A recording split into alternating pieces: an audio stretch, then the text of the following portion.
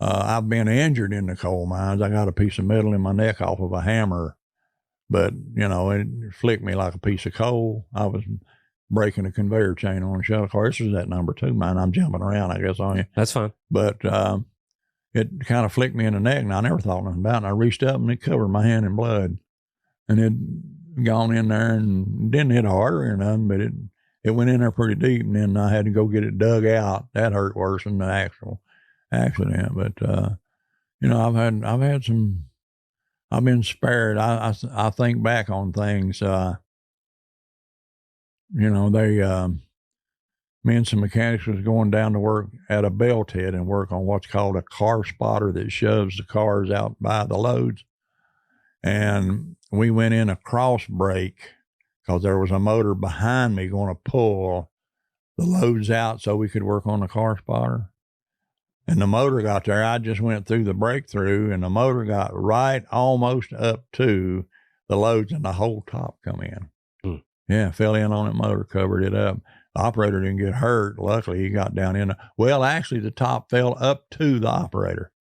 So I think about all the close calls I've had in the coal mine. But, you get so used to working in the coal mine, you just don't think nothing about it.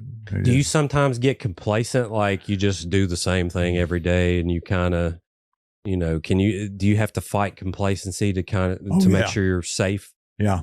You had to really think about it because, I went in that coal mines for up to 30 years and went through these same areas and, I'd look around and make sure everything was okay. But because I had traveled, there was an area up next to called White Oak where you first go in the mines. And, I've traveled down through there and everything just fine. Top looking good and bolted up. But I came to work one day and they told me, I said, well, I'm going to go certain place. Well, you'll have to go a different way. Why?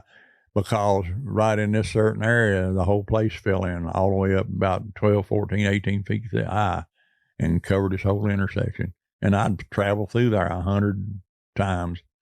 And, you just didn't think nothing about it. And I mean, it was bolted good. It was almost solid roof bolts, but it just came in, I'd say the biggest, in my opinion, for what it's worth, I'd say the biggest issue in the coal mines is complacency.